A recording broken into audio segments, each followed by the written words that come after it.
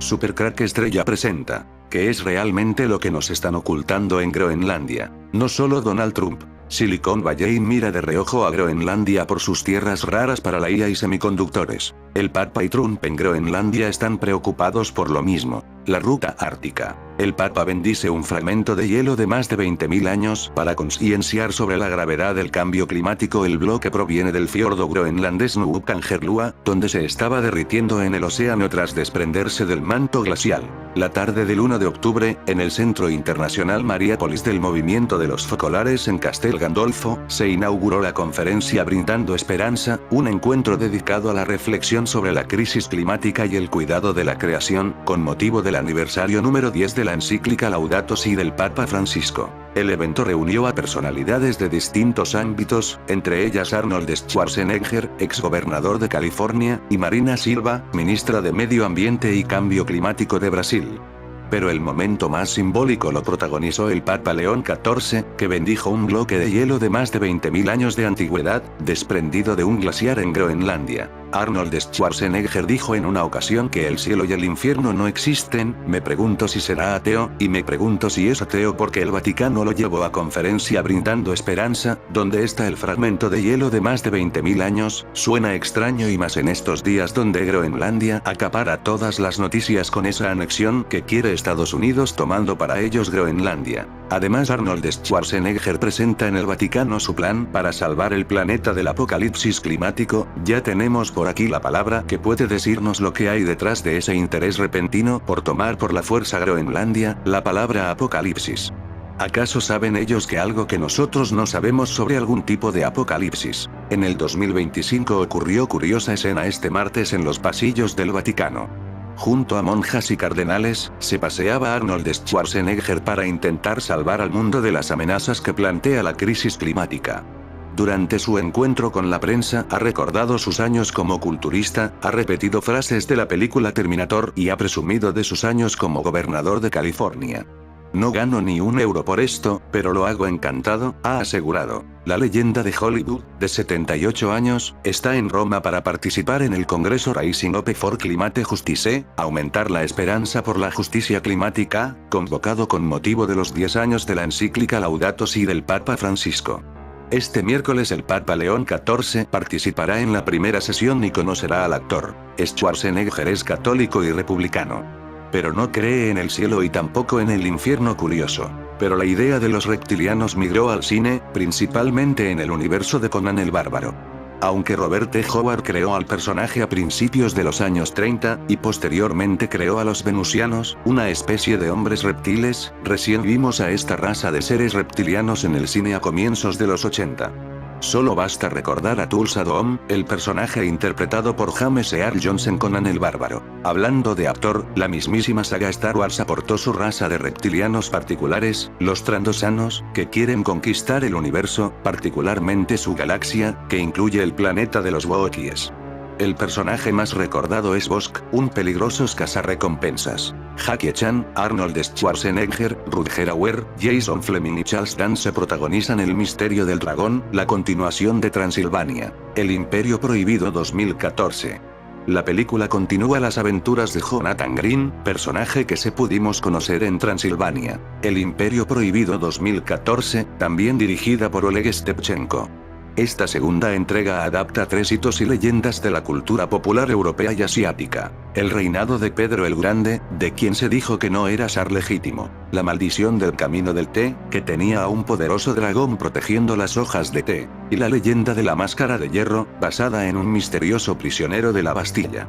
En uno de mis vídeos contaba que Michael Jackson podría ser el misterioso viajero del tiempo, el hombre de la máscara de hierro. Lejos de ser una invención moderna, la idea de una raza reptiliana infiltrada en la sociedad tiene raíces literarias muy claras y sorprendentemente antiguas. Robert T. Howard, creador de Conan el Bárbaro, introdujo el concepto en The Shadow Kingdom, El Reino de las Sombras, publicado en 1929 en la revista Weird Tales. Las serpientes y los reptiles han ocupado un lugar central en mitologías de todo el mundo, simbolizando poder, sabiduría, regeneración, fertilidad o caos.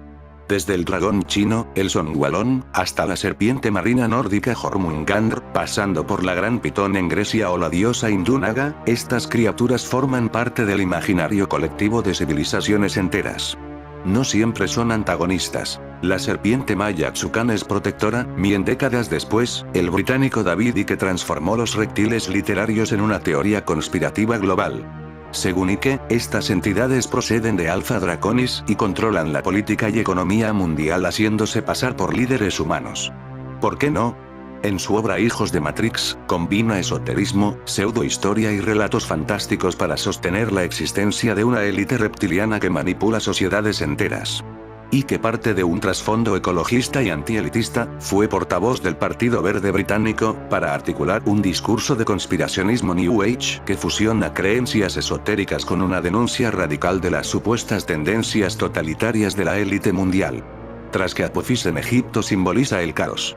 Algunas culturas les atribuían incluso la capacidad de cambiar de forma, como los nagas. Esta ambivalencia entre poder y peligro sembró la semilla para los hombres serpiente de Howard, que siglos después inspirarían teorías modernas de conspiración. La historia del anillo de calavera de Schwarzenegger. Los anillos de poder. La mayoría de las personas eligen usar un anillo de calavera porque creen en estas cosas. Rebelión, vida o muerte. Los anillos con motivos de calaveras, también conocidos como anillos Skull, tienen un origen antiguo y se han utilizado en muchas culturas y religiones durante siglos. En algunos casos, los anillos de calavera se utilizaban como símbolos de la muerte y el peligro, mientras que en otros se utilizaban como símbolos de protección y poder. Para los ingleses, desde el siglo XVI hasta la época victoriana, las muestras de luto eran comunes y mucho más que un simple adorno. Eran joyas conmemorativas cargadas de simbolismo. La historiadora Ellen G. Ake explica que, a veces, estos anillos llevaban inscritos mensajes y motivos como calaveras para servir de memento mori, un recordatorio inevitable de nuestra propia mortalidad. Groenlandia parece que esconde más secretos de los que se cree. No solo Trump tiene los ojos puestos en esta enorme masa de hielo. Apple o Nvidia están pendientes de lo que suceda. Tras los movimientos en Venezuela, Donald Trump ha dejado muy claro que Groenlandia debería pasar a manos estadounidenses por motivos de seguridad nacional. La isla, además de su posición estratégica para el control de misiles y rutas de satélites, está dejándose también ver como un punto caliente para las grandes empresas tecnológicas. Sus minerales y su frío extremo podrían ser oro puro para la IA y los centros de datos. Empresas como Apple, Microsoft, Google, Amazon, Nvidia, Meta y Tesla, conocidas como las 7 magníficas, dependen de materiales y condiciones que Groenlandia ofrece. Tierras raras para chips, espacio para instalaciones, y un clima perfecto para refrigerar centros de datos que consumen cantidades astronómicas de energía. Si bien es cierto que el interés no es nuevo, la guerra comercial entre Estados Unidos y China y todo este boom de la IA ha acelerado todo el revuelo. Estados Unidos busca reducir la dependencia de China en minerales, y Groenlandia tiene el 70% de los que interesan a las empresas tecnológicas y de defensa. Neodimio, disprosio, lantano en total, 25 de los 34 minerales más críticos están allí, según un estudio del Servicio Geológico danés y groenlandés. Por ejemplo, el neodimio es el rey de los imanes modernos, vital para motores de vibración y sistemas de audio en el móvil, o para hacer posible que un coche eléctrico arranque con solo pisar un botón. Para que te hagas una idea, y solo por poner un ejemplo, un coche eléctrico lleva, de media, 1 kilo de imanes hechos con tierras raras. Una turbina marina puede necesitar hasta 6 toneladas. Hasta ahora, Occidente había dado por hecho que siempre podría comprarlas a buen precio en el mercado global.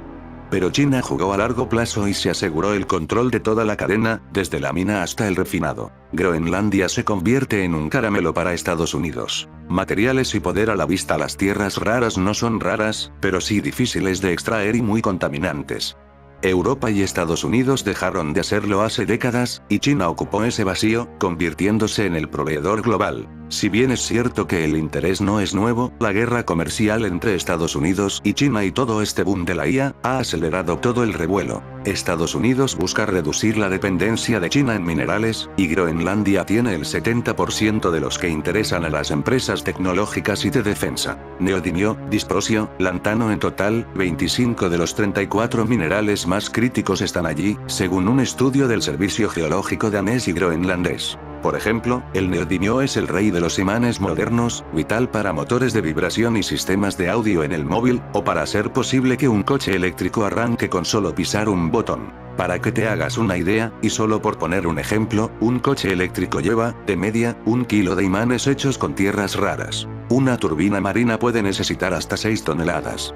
Hasta ahora, Occidente había dado por hecho que siempre podría comprarlas a buen precio en el mercado global. Pero China jugó a largo plazo y se aseguró el control de toda la cadena, desde la mina hasta el refinado. Frío, energía y centros de datos a granel, por supuesto. También dispondría de terrenos enormes, prácticamente vacíos, donde podrían levantarse centros de datos gigantes sin los problemas que enfrenta en su propio territorio. Además, el clima subártico de Groenlandia es otra ventaja absoluta. Los chips de IA generan muchísimo calor y necesitan refrigeración, que hoy representa hasta el 60% del gasto de un centro de datos hiperescala. Aquí, el frío natural puede reducir por completo esos costes. Recordemos que Schwarzenegger era el protagonista de la película El fin de los días de 1999 con Arnold Schwarzenegger. Nueva York, 1979. En un hospital de Manhattan, un bebé acaba de nacer. Ese mismo día, en una iglesia del Vaticano, un joven sacerdote informa al Papa del nacimiento de esa niña, confirmando una profecía de la Biblia. La niña lleva la marca del anticristo y ha sido elegida para llevar a cabo una unión profana. 20 años más tarde, el mundo está a punto de entrar en un nuevo milenio. Mientras, Jericho Kane, Arnold Schwarzenegger, un ex policía, trabaja ahora como vigilante de seguridad al lado de su amigo Chicago, Kevin Pollak, y siente que su vida no tiene sentido desde que perdió a su mujer y a su hijo. Una noche, salva a una joven del ataque de unos ladrones. La chica resulta ser Christine York Robin Tunney, la misma que nació bajo el signo de Caín. Christine lleva toda la vida tomando medicamentos para aliviar sus pesadillas y las terribles visiones que la acosan. Ahora, la persigue un extraño sujeto vestido de negro, Gabriel Byrne. Este individuo resulta ser nada más y nada menos que el diablo en persona. Arnold Schwarzenegger está convencido de que Terminator predijo el futuro. En la película de 1984 el presidente de Estados Unidos, Donald Trump, lleva meses reiterando su intención de anexionarse la isla, un territorio que pertenece a Dinamarca. En los últimos días, además, ha intensificado el mensaje y la presión política. Trump insiste en hacerlo por las buenas o por las malas y este mismo fin de semana ha lanzado una advertencia concreta. Amenaza con subir aranceles a Dinamarca y a otros países que han enviado tropas a Groenlandia si no aceptan sus pretensiones. Pero para saber qué puede ser tanto interés en Groenlandia miramos en su historia. El mundo superior y el inframundo. El sistema de creencias inuit se centra en que todo el mundo visible está gobernado por poderes sobrenaturales o dueños y se denomina Inua, que significa hombre, y se utiliza a menudo para describir lugares físicos que han adquirido cualidades y pasiones humanas, por ejemplo, el Inua de una montaña o un lago determinados. Mientras tanto, la Tierra, con el mar apoyado en ella, descansa sobre pilares y cubre el inframundo, al que se puede acceder por diversas entradas desde el mar, así como en partes de las montañas. Por encima de la Tierra se encuentra un mundo superior con un cielo azul más allá. Los Inuit creen que el mundo superior tiene tierra real con montañas y valles. Tras la muerte, los Inuit creen que las almas humanas van al mundo superior o al inferior. De hecho, los Inuit prefieren el inframundo porque es cálido y tiene abundante comida, mientras que las almas que van al mundo superior sufren frío y hambre. Los Inuit de Groenlandia creen que tras la muerte las personas pueden reaparecer como fantasmas. Los fantasmas hacen su aparición silbando, lo siguiente es cantar al oído para pedir comida. Los muertos también actúan como espíritus guardianes de sus hijos y nietos, sobre todo de los que llevan su nombre. Poderes de invocación para obtener ayuda especial de los poderes dominantes. Los Inuit de Groenlandia practican a veces el arte de la invocación, que practicaban y enseñaban de boca en boca personas reconocidas o autorizadas por la comunidad. Siempre se realizaba en secreto y siempre con el objetivo de perjudicar a los demás y favorecer completamente a quien lo practicaba. Este arte es muy similar a la brujería y se basa en el principio de la justicia divina que castiga a una persona y recompensa a otra. Una oración única para una circunstancia única. Al rezar, los Inuit de Groenlandia piden ayuda o se dirigen a algún poseedor especial del poder que buscan. La costumbre típica es utilizar hechizos distintos con melodías únicas que les pertenezcan. Este tipo de oración se denomina Serrat y puede referirse a la salud, la casa, la ayuda contra enemigos o peligros. En otras palabras, se utilizaba un Serrat específico para tratar un asunto concreto. Un Serrat tiene poder por sí mismo y es independiente de la persona que lo conozca o haga uso de él.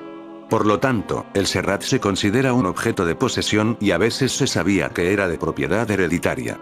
Para poseer un Serrat de este tipo, debía adquirirse originalmente mediante una revelación a algún individuo que poseyera cierto grado de sabiduría. Tanto las mujeres como los hombres pueden ser sacerdotes en la cultura inuit de Groenlandia. En primer lugar, el niño era educado por un sacerdote. Después, se practicaba un ayuno estricto y se vivía durante períodos en soledad como forma de garantizar que el alma se independizara en parte del cuerpo y fuera del mundo. Por último, llegaba el Tornaco espíritu guardián, al que el aprendiz de sacerdote podía llamar en su ayuda tomando ciertas medidas en cualquier momento. Durante el tiempo en que llega el espíritu guardián, el sacerdote en formación debe caer en un estado de inconsciencia y, al recuperar el sentido, se supone que ha vuelto a la humanidad. Finalmente, para ser reconocido como sacerdote, el aprendiz tiene que demostrar su poder invocando a su Tornak.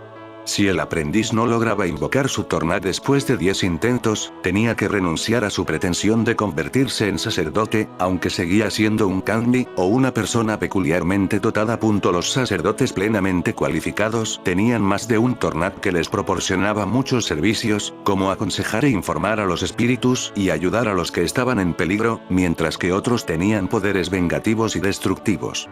Los sacerdotes eran maestros reconocidos o autorizados y jueces en todas las cuestiones relacionadas con las creencias religiosas, por lo que a veces se convertían en magistrados civiles. Los Estados Unidos tiene aquí en Groenlandia una base llamada Thule. Tierras raras, ubicación estratégica y la cúpula dorada. Estas son las razones por las que Trump codicia Groenlandia. Recientemente, el presidente de Estados Unidos, Donald Trump, afirmó que la isla que depende de Dinamarca es vital para la construcción de su proyecto denominado Cúpula Dorada, que consiste en un sistema de defensa antimisiles similar al de Israel. En un momento en que aumenta la demanda de metales y minerales, la carrera por los recursos no explotados se acelera y Groenlandia podría presentarse como un reino perdido, a pesar de un entorno polar inhóspito y de infraestructuras. Groenlandia es un territorio autónomo donde la justicia y las políticas monetaria, exterior, de defensa y de seguridad dependen de Copenhague.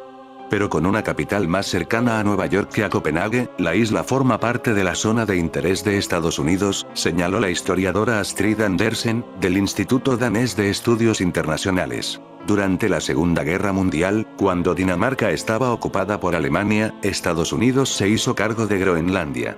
De alguna manera nunca se fue, destaca. Washington mantiene una base militar activa en el noreste de la isla, en Pituffik, anteriormente Thule. Esta base se utilizó como puesto de alerta frente a la URSS durante la Guerra Fría y sigue siendo un eslabón esencial del escudo antimisiles estadounidense. Para compensar la falta de vigilancia del espacio aéreo y submarino al este de Groenlandia, que podría convertirse en un problema a medida que el deshielo libera las rutas marítimas, Dinamarca está invirtiendo en patrulleros árticos, drones y quiere aumentar la vigilancia aérea y los radares costeros. Situada entre el Atlántico Norte y el Ártico, cerca de Estados Unidos, Canadá y Rusia, Groenlandia ocupa una posición geográfica estratégica. Donald Trump acusa a Copenhague de no garantizar adecuadamente la seguridad de este gigantesco territorio frente a Rusia y China. En Groenlandia hay nanopartículas enriquecidas con platino. Las nanopartículas de platino poseen algunas propiedades únicas que las hacen útiles en muchas aplicaciones diferentes. En primer lugar, tienen una alta relación superficie-volumen, lo que mejora su actividad catalítica. Las nanopartículas de platino también son altamente conductoras, lo que las hace útiles en electrónica. También son resistentes a la degradación química y térmica, lo que les otorga longevidad en aplicaciones donde hay altas temperaturas o ambientes corrosivos. Aplicaciones de las nanopartículas de platino. Una de las aplicaciones más críticas de las nanopartículas de platino es la catálisis. Debido a su alta relación superficie-volumen y sus excelentes propiedades catalíticas, se utilizan en pilas de combustible, sensores electroquímicos y muchos procesos de fabricación. En el sector sanitario, las nanopartículas de platino han demostrado un gran potencial en la administración de fármacos y en la obtención de imágenes. Pueden actuar como portadores que administran medicamentos a las células, aumentando así la eficacia del medicamento y reduciendo sus efectos secundarios. Las nanopartículas de platino incluso se han utilizado en el tratamiento del cáncer, donde actúan como agente fototérmico y ayudan a destruir las células cancerosas. Un equipo internacional de científicos ha encontrado en las profundidades de la bahía de Baffin, cerca de Groenlandia, lo que podrían ser las primeras pruebas geoquímicas procedentes de sedimentos oceánicos que respaldan la controvertida hipótesis del impacto cósmico del Dryas reciente. Según el estudio, publicado en la revista PLOS ONE, el análisis de 4 núcleos de sedimentos marinos reveló la presencia de partículas metálicas, microesferas y nanopartículas enriquecidas con platino, cuya composición sugiere un origen extraterrestre vinculado al enfriamiento climático abrupto que sacudió el hemisferio norte hace aproximadamente 12.800 años. Otra aplicación esencial de las nanopartículas de platino es la electrónica. Debido a su alta conductividad, se utilizan en dispositivos electrónicos como sensores, transistores y dispositivos de almacenamiento de datos. En la industria automovilística, las nanopartículas de platino se utilizan en la construcción de convertidores catalíticos, que ayudan a reducir las emisiones nocivas de los motores de combustión interna. Conclusión. En resumen, las nanopartículas de platino son grupos de átomos de platino que exhiben propiedades únicas debido a su pequeña relación tamaño-volumen. Son altamente conductores, catalíticamente activos, resistentes a la degradación química y térmica y tienen un gran potencial en diversas aplicaciones. Desde la atención sanitaria hasta la electrónica y la fabricación de alta tecnología, las nanopartículas de platino han demostrado importantes ventajas que las convierten en la opción preferida de científicos e ingenieros. Con los continuos avances en nanotecnología, estamos emocionados de ver qué nuevas aplicaciones y descubrimientos saldrán a la luz con respecto a las nanopartículas de platino en el futuro cercano. Estos nanopartículas de platino altamente conductores serían de una gran importancia para la fabricación de chips. Recordemos lo que ocurrió con el avión desaparecido de Malasia, para saber hasta qué punto el nanopartículas de platino sería de extrema importancia. ¿A quién benefició la desaparición del vuelo MH370 de Malaysia Airlines? 4 días después de que el avión MH370 de Malaysia Airlines desapareciera de forma misteriosa en el sudeste asiático, la Oficina de Patentes de Estados Unidos daba el visto bueno al registro de un superconductor con aplicaciones en la industria militar y en la de las telecomunicaciones que podría devengar millones de euros en beneficios. Aparentemente inconexos, ambos hechos tienen un origen común. Los materiales superconductores son aquellos que tienen la capacidad de transportar y transferir la energía sin que ésta disminuya bajo determinadas circunstancias o entornos y a una velocidad mucho mayor que otros.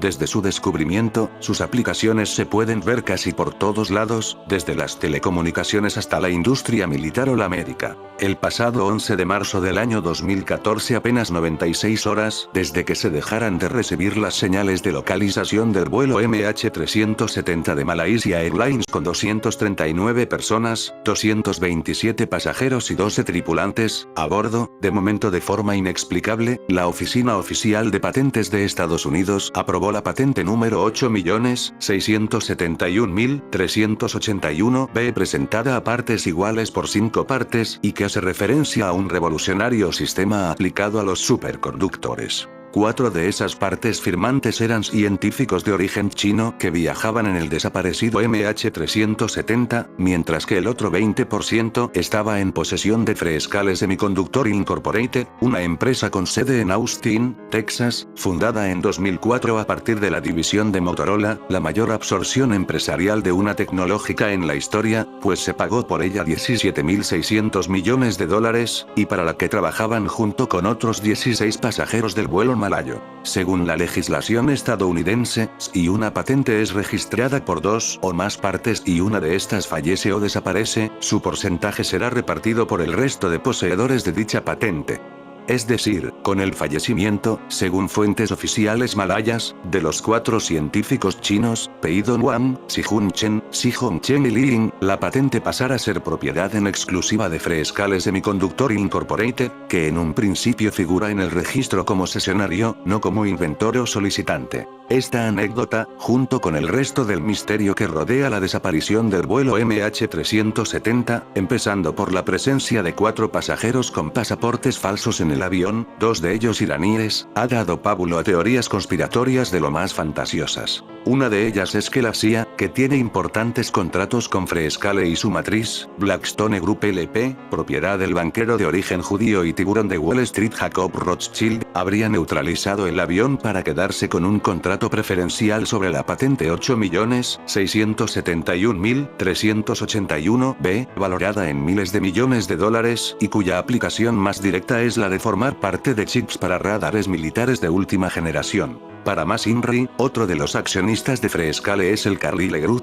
que estuvo en el ojo del huracán como una de las principales empresas contratistas del ejército de Estados Unidos durante las guerras de Irak y Afganistán, y tuvo importantes conexiones empresariales en el pasado con el Saudi Bin Laden Group, propiedad de la familia de Osama Bin Laden y al que muchos apuntan como patrocinador de los atentados del 11S. No es la primera vez que Rothschild se ve inmerso en polémicas de esta índole.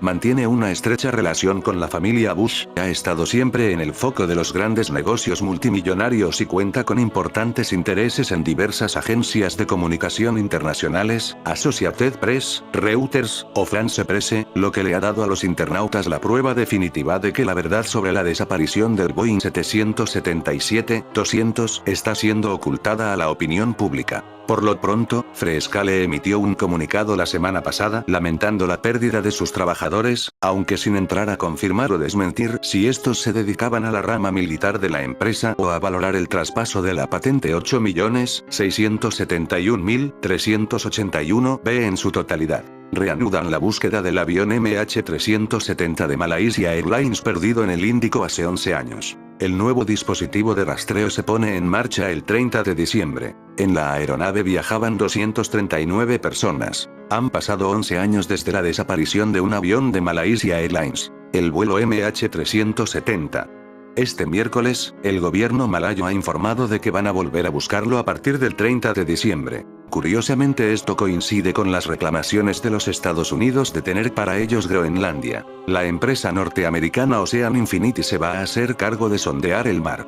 La compañía de robótica y exploración de fondos marinos con sede en Estados Unidos y Reino Unido lleva años colaborando en la búsqueda del avión. También se encontró una bacteria de 120.000 años hallada en Groenlandia, aportará claves sobre la vida extraterrestre. Ahora, un equipo de investigadores de la Universidad de Pensilvania no solo ha conseguido rescatarla de su tumba helada, sino que también ha logrado resucitarla.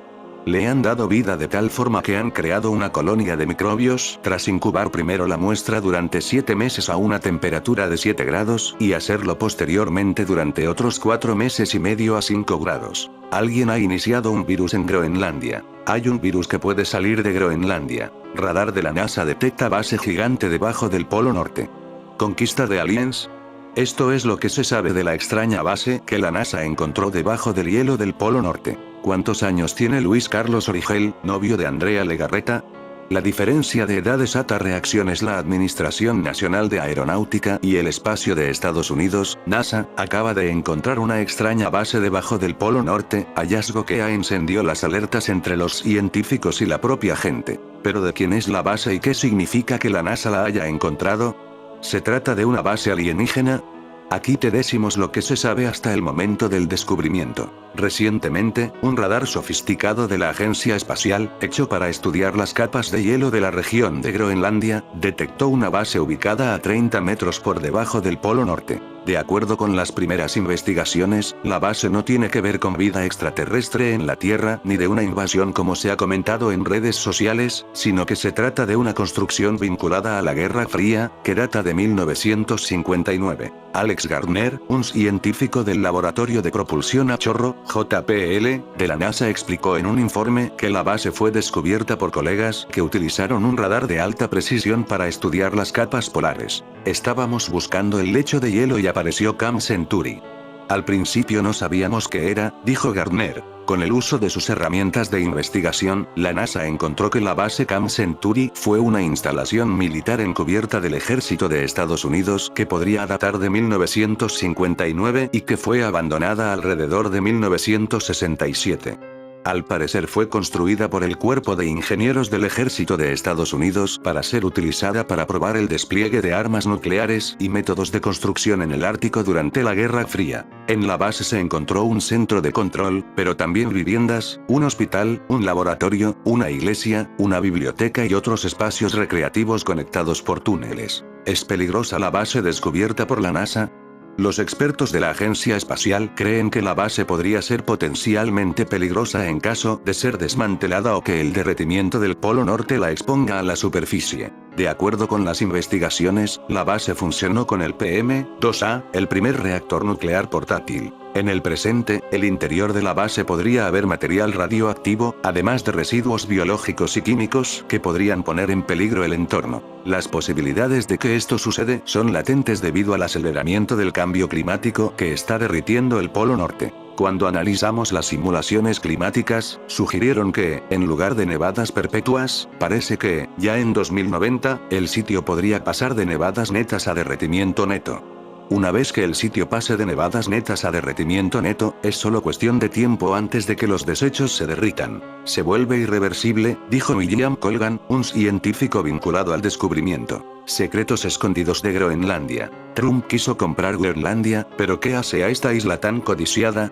Trump, tras los ataques sobre Venezuela y la captura de Nicolás Maduro, no ha dejado de lanzar advertencias hacia otros países, como México, Cuba y hacia la isla de Groenlandia, que siempre ha estado en su punto de mira, a nivel estratégico de seguridad. Podríamos pensar que Estados Unidos quiere Groenlandia por sus recursos naturales, pero en realidad Estados Unidos lleva décadas con estos recursos naturales en su poder, dispone de todos esos recursos naturales de Groenlandia desde hace mucho tiempo, por lo que los motivos por lo que Estados Unidos la quiere podrían ser otros muchos más secretos y ocultos, como nos cuenta la película Greenland. Cuando Greenland llegó a los cines en 2020, lo hizo en un contexto marcado por la pandemia en el que los 50 millones de euros recaudados en todo el mundo la convirtieron en uno de los grandes éxitos de un año sin apenas espectadores en las salas de cine. Suficiente para convencer a Hollywood de hacer una secuela innecesaria.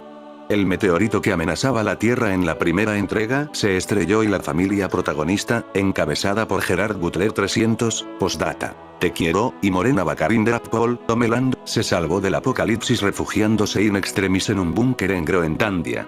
La historia parecía cerrada, pero, sin embargo, su continuación llega a los cines este 16 de enero con Greenland 2. Migración, también dirigida por Rick Roman Walk. En esta secuela, los personajes de la pareja formada por Gerard Butler y Morena Baccarin y el de su hijo ya adolescente se verán obligados a abandonar el búnker en Groenlandia y viajarán por una Europa postapocalíptica en busca de un nuevo paraíso. Groenlandia está considerada como la isla más grande del mundo. Se ubica en la zona nororiental de América del Norte, entre el Océano Atlántico y el Océano Glacial Ártico, y está constituida como parte del Reino de Dinamarca. Más del 77% de su superficie está cubierta de hielo y su capital es Nuuk. Desde 985 después de Cristo hasta algún momento del siglo XV, Groenlandia fue el puesto de avanzada más remoto y aislado de la sociedad escandinava medieval.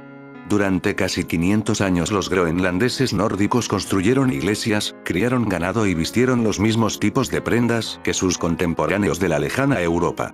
Después, por razones que aún se debaten, desaparecieron. La extinción de los groenlandeses nórdicos, al parecer sin que nadie la advirtiera, se mantiene como uno de los misterios más fascinantes de la historia. En ese año 985, la ciudad de Barcelona sufrió uno de los episodios más dramáticos de su historia medieval. Almansor, caudillo y hábil estratega del Califato de Córdoba, emprendió una de sus famosas campañas de saqueo contra los territorios cristianos del norte.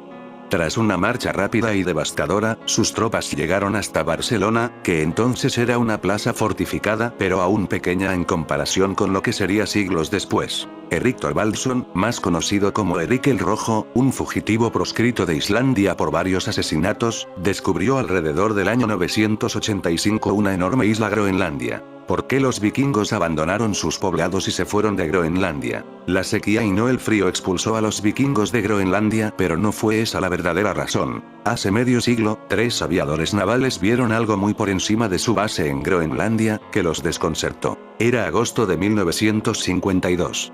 Yo era el oficial a cargo de un destacamento de 3 aviones de patrulla de la Marina que operan en la nueva base aérea de Estados Unidos en Thule, en el noroeste de Groenlandia, a unos 80 kilómetros del Polo Norte. La misión principal asignada a nuestros cuatrimotores Privateer de la Segunda Guerra Mundial era el reconocimiento de hielo.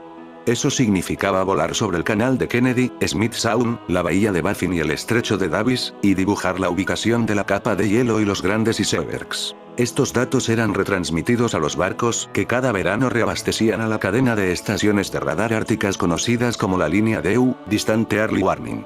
Nuestro trabajo secundario, que no interfería con el reconocimiento de hielo, era apoyar a un grupo de científicos que realizaban la investigación de rayos cósmicos. Cerca de una vez por semana, cuando las condiciones meteorológicas eran las adecuadas, nos mandaban un enorme y translúcido globo esquío con un paquete de placas fotográficas sensitivas suspendidas del mismo. Los globos derivarían a favor del viento a una altitud de 90.000, 100.000 pies, donde la atmósfera, más delgada cerca de los polos por la rotación de la Tierra, era suficientemente atenuada para permitir que los rayos cósmicos hagan sus trazas indicadoras en las placas fotográficas. Cuando las placas hubieran estado expuestas durante unas horas, los científicos enviarían una señal de radio para el globo, explotando una carga pequeña que soltaba las placas flojas y las devolvía a la Tierra en un paracaídas grande, de color rojo brillante. Nuestro trabajo consistía en volar por encima de las nubes, manteniendo a los globos a la vista e informando del lugar de aterrizaje de las placas lanzadas en paracaídas, para que fueran recuperadas por un helicóptero. Estos globos estaban equipados con transmisores de radio de baja frecuencia y bajo consumo de energía a los que sintonizábamos nuestros radiocompases, por lo que sus agujas siempre apuntaban hacia ellos. Se trataba de vuelos sencillos, siempre con buen tiempo y a una altura segura por encima de los elevados icebergs cubiertos de nubes y de las rocas costeras que a menudo tuvimos que esquivar durante las patrullas. Cada uno de nosotros tenía 2 o 3 de estos vuelos cuando estábamos desplegados en Thule y nos gustaba bastante el cambio de tácticas y rutinas, así como el sentimiento virtuoso de que estábamos ayudando a avanzar la causa de la ciencia. Es por eso que me sorprendí al encontrar a uno de los comandantes de otro avión, tan tenso y pálido al regresar de la búsqueda del globo, como si hubiera ido a una misión de combate difícil o a un encuentro cercano con un iceberg o la cima de una montaña. El teniente John Callan era un piloto profesional estable, así que sabía cuando lo vi caminando desde su avión que algo grave le había ocurrido en ese vuelo. ¿Qué diablos te pasa, John?, le pregunté. Parece como si solo hubieras sobrevivido en el aire. No lo vas a creer.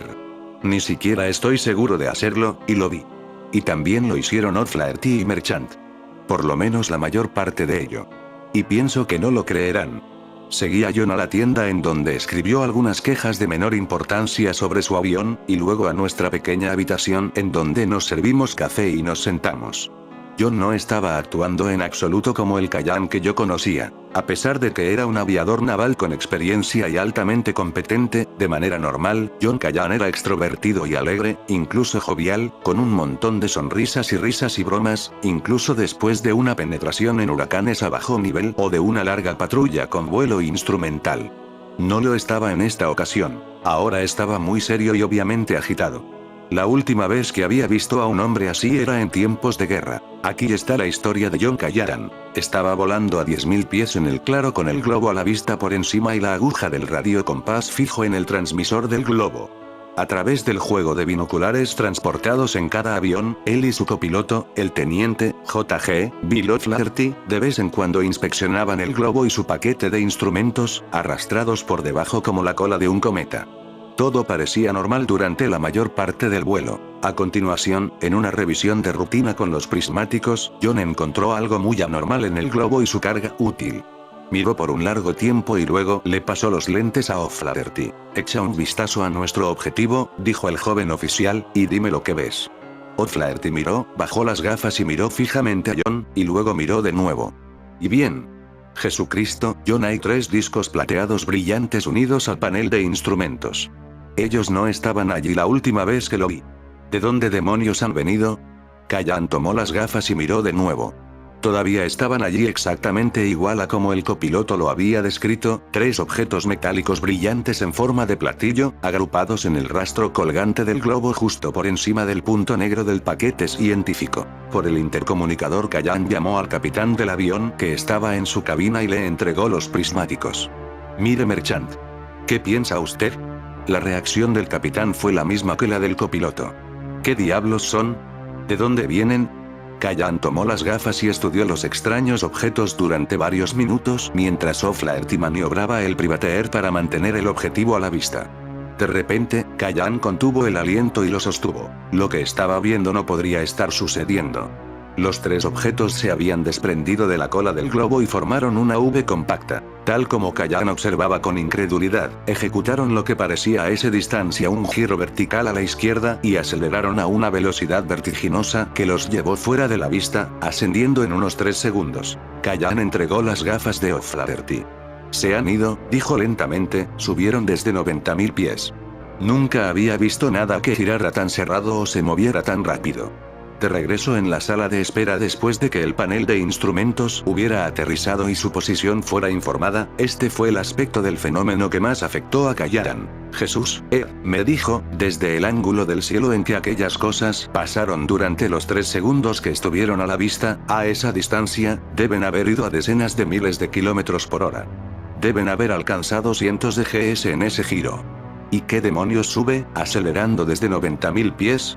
John se sentó aquel día, cuando todavía estaba en claro en su cabeza, y escribió un informe completo del incidente.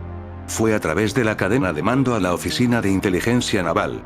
Un informe se hizo también a las autoridades de la Fuerza Aérea de Thule. Nunca ha habido una explicación, ni siquiera un acuse de recibo del informe. El fenómeno existe en la actualidad solo en la memoria de John C. Callan, su copiloto, el capitán de avión, y yo, a quien se lo dijo claramente cuando estaba fresco en su memoria. El comandante Stafford es autor de Devige, 1962, y Subchaser, 1988, ambos publicados por el Instituto Naval. No es lo único extraño en Groenlandia. El enorme cráter de impacto de Hiawatha, de 31 kilómetros de ancho, yace enterrado a 1 kilómetro de profundidad bajo el hielo de Groenlandia. Es uno de los más grandes de los aproximadamente 200 que se conocen en la Tierra. Durante años, se ha sospechado que pudo ser creado por un asteroide o un cometa que impactó hace 13.000 años, cuando la humanidad llevaba ya cientos de miles de años sobre el planeta. Sin embargo, investigadores daneses y suecos han vuelto a datar el cráter y sus resultados determinan que ni un solo ser humano pudo sentir los efectos del choque cósmico. Simplemente, porque ocurrió mucho antes de que apareciéramos. Según explican en Science Advances, la griega fue dejada por un asteroide que cayó hace 58 millones de años, no mucho después de que lo hiciera el que acabó con los dinosaurios. Los investigadores del Instituto Globe de la Universidad de Copenhague descubrieron el cráter de Hiawatha, en el noroeste de Groenlandia, en 2015. Desde entonces, la incertidumbre sobre la edad del cráter ha sido objeto de una considerable especulación. Si apenas tenía 13.000 años, podría haber marcado el comienzo de una miniera de hielo que duró más de 1000 años. La NASA acaba de descubrir un enorme agujero bajo Groenlandia y los científicos están rascándose la cabeza tratando de averiguar cómo llegó allá. Esta gigantesca cavidad se esconde bajo el hielo, y es tan grande que podría cambiar lo que sabemos sobre los glaciares de Groenlandia. Algunos investigadores piensan que pudo haberse formado debido al derretimiento del hielo, mientras que otros creen que podría ser un indicio de algo aún más misterioso. Si el hielo sobre ella se colapsa, podría acelerar el aumento del nivel del mar, lo cual es bastante preocupante. Pero por ahora, está allí sentado como un gran signo de interrogación bajo el paisaje congelado. La NASA está en el caso, y esperamos que pronto resuelvan este helado misterio. Aunque por lo general los nórdicos e inuit coexistían de manera pacífica, existen indicios de la ocurrencia de conflictos entre ellos. A mediados del siglo XIV Ivar Bardarsson, un administrador eclesiástico noruego residente en Groenlandia, tuvo noticias de una invasión inuit al asentamiento occidental. Ivar organizó un grupo de habitantes del asentamiento oriental para expulsarlos, pero quedó consternado al arribar al sitio y no encontrar nórdicos ni inuit, sino solo ganado en libertad. Perturbado por lo que encontró, o más bien por lo que no halló, Ibar y sus compañeros huyeron de regreso al asentamiento oriental. Durante siglos, el enigmático informe de Ibar ejerció influencia entre los historiadores, que asumieron que los inuit habían aniquilado el asentamiento occidental. No obstante, el relato solo se conserva en versiones posteriores que podrían no reflejar con exactitud los hallazgos de Ibar, y además, no todos sus detalles tienen sentido. Ibar solo mencionó haber visitado un lugar, la próspera granja de Sandnes, y no comentó sobre su presencia en otras haciendas. Más desconcertante aún resulta la mención de animales en buen estado, entre ellos vacas, que nunca han prosperado mucho en Groenlandia. Distintos arqueólogos e historiadores modernos han examinado el relato de Ibar de manera minuciosa. Ibar estuvo en Groenlandia entre las décadas de 1340 y 1360, pero algunos sitios del asentamiento occidental muestran señales de ocupación hasta cerca de 1400. La historiadora Kirsten Seaver ha sugerido que los nórdicos del asentamiento occidental se ocultaron al enterarse del viaje de Ibar. A fin de cuentas, se trataba de un poderoso funcionario eclesiástico extranjero, cuyo objetivo era evaluar la capacidad de las iglesias groenlandesas para pagar el diezmo. En otras palabras, en lugar de haber sido exterminados, los residentes más ricos del asentamiento occidental podrían haberse escondido del fisco. También pudo haber ocurrido que a la llegada de Ibar algunos sitios del asentamiento occidental estuvieran abandonados, mientras otros prolongaban su supervivencia una o dos generaciones más. El motivo por el que Ibar parece no haberlos visitado permanece en el misterio.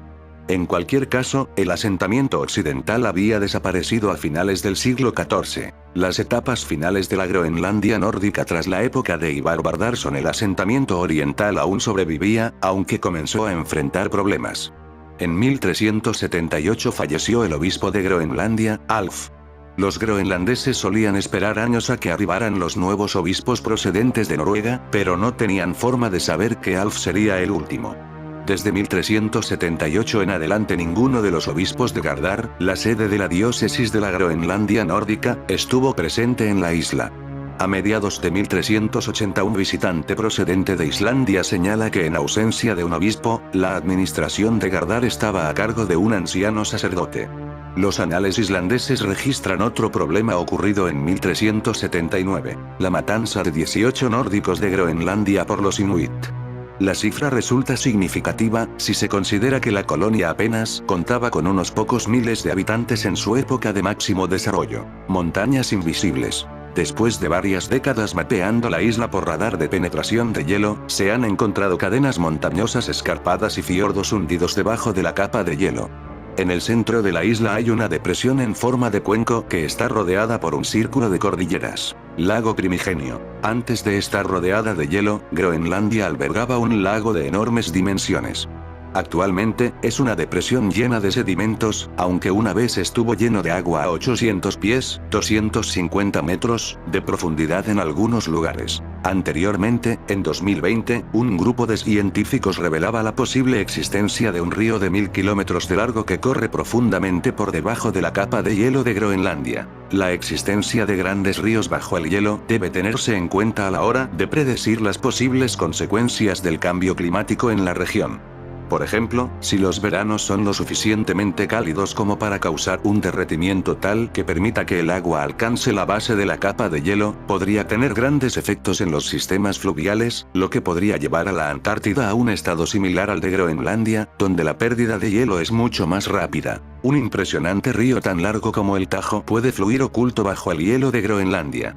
Según los modelos computacionales desarrollados por un equipo internacional de investigadores, el agua derretida que se origina en las profundidades de la isla, probablemente a unos 500 metros por debajo del nivel del mar, corre a lo largo de 1000 kilómetros por todo un valle subglacial y sale por el fiordo Petermann, en de la costa norte. Una zona de agua fría y dulce, localizada al sur de Groenlandia, ha resistido el calentamiento general del océano Atlántico, durante más de un siglo.